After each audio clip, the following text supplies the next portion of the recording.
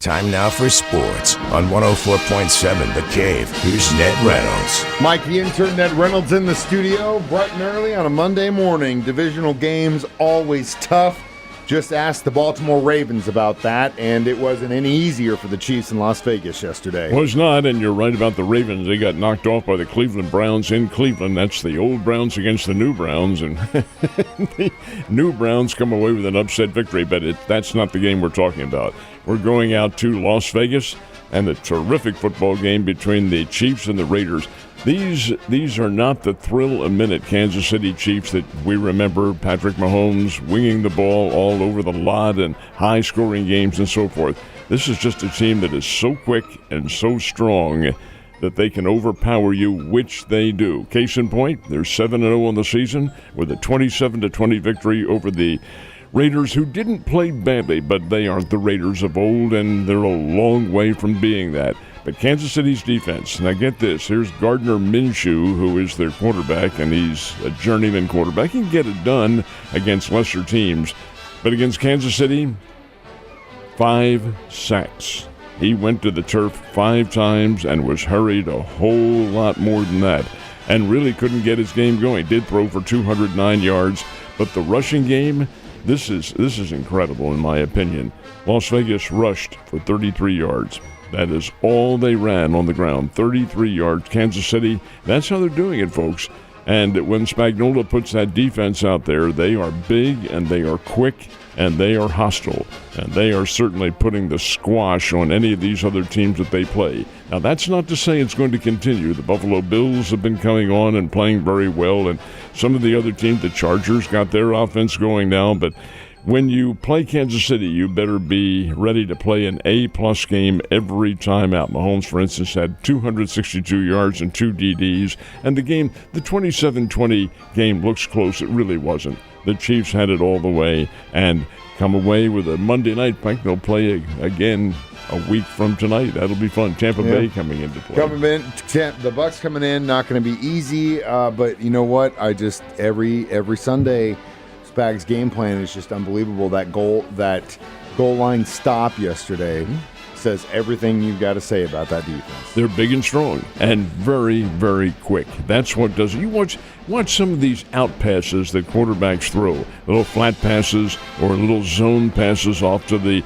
even the bubble screen. Hey, the Chiefs defense is right there ready to stop it every time because they are so doggone quick. Even a big guy like Chris Jones, he is in there. He's 6'5" or 6'7", I guess it is, and 325 pounds. Even he can move. He may not be a gazelle, but he can get in there and raise all sorts of problems with the offensive scheme of things by whomever the Chiefs happen to be playing. And yesterday it was the Raiders. I thought Las Vegas played as well as they could. Get this, Mike, that is the Chiefs' 13th straight victory. The last loss was Christmas Day last year and against the Raiders. And that was a wake-up call for everyone involved. But yeah, great game. I am curious to see after the press conference today as far as injuries go, because I know we had a few go down yesterday, some key players. So I was also happy to see what D-Hop was able to do, just turnkey. I mean, he landed in Kansas City Wednesday night and helped us get a couple first downs yesterday, which is incredible. Of course, when you think about it now, come on. Football's football. Yeah, you run out, you try to get free, you know what a zone defense is, you can split it, you've done it for 12 years. He doggone well better be able to. He just does not have the quickness that he once had. He's a svelte athlete, don't get me wrong, but when you're around and taking 12 years of beatings like he has as a wide receiver, it's going to be limited. But still, right there, made a great circus catch on one of them. He'll help the team. There's no question about it. So I haven't talked to him yet. I know you saw him yesterday. How's Joe doing? He is suffering through the emotional pains as well as he could. He didn't talk much about the game. You guys didn't talk much about the game yet at all? Talked a little bit about it, but not very much. I think he purposely avoided it. Joe is Joe Weston, who is an avowed Yankees fan, and he finds his team down 2-0 going into Game 3 coming up tonight at Yankee Stadium. As a matter of fact, if there are going to be 3 more games, there certainly will be 2 more, but if they're going to be third, those 3 will be at Yankee Stadium, and the final 2, if necessary, would be at Dodger Stadium in Los Angeles. The Dodgers may or may not have their catalyst in there. I think they will. And they're counting on Shohei Ohtani to be there, leading off as usual. Ohtani suffered what's called a subluxation, I think is what they term it. It's kind of a partial separation of the shoulder, sliding into second base in the game on Saturday night. And he had some pain and some discomfort, but the Dodgers seem to think that he can play. He did not fly with the team to New York. He came in separately because he was undergoing some further medical exams. But he seems to think he can play as well.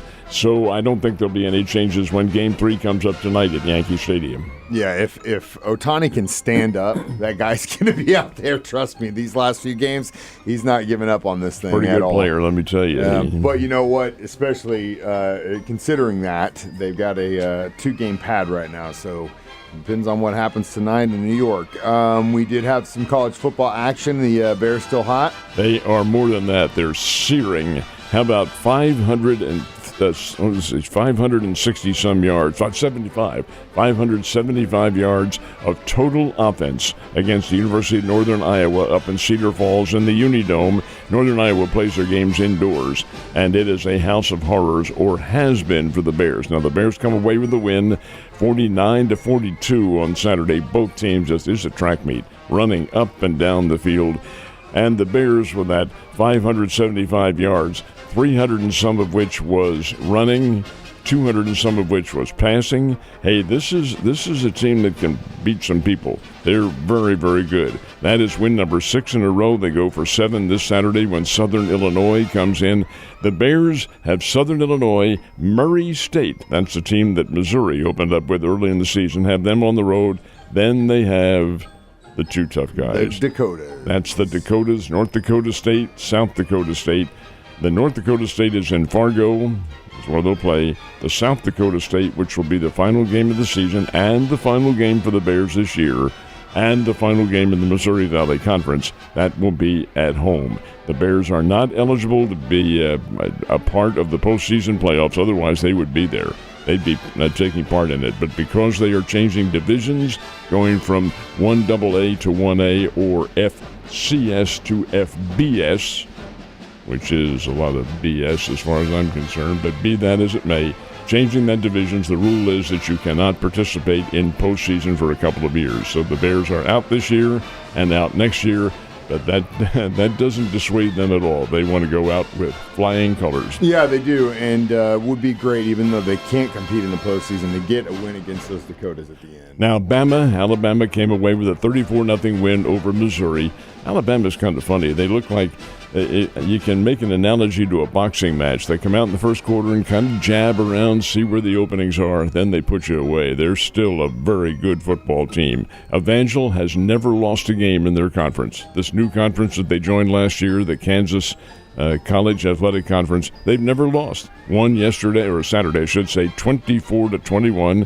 A late second field goal that got them, but they win nonetheless. Southwest Baptist lost to William Jewell 28-27, so we had kind of a split scene as far as the Missouri teams are concerned. Did, and a little scared there Saturday night watching my Wildcats in Manhattan against the Jayhawks. They almost took one away from us, too. It's a rivalry game. I mean, like I said about those divisional games, just ask the Ravens all about it. So we're getting close to the end of the NASCAR playoffs, and we had some racing going on in Florida this weekend. We have two races remaining, the one in Martinsville, Virginia, when the final 4 racers will be decided, and then the championship run. It includes, again, everybody. All the drivers compete.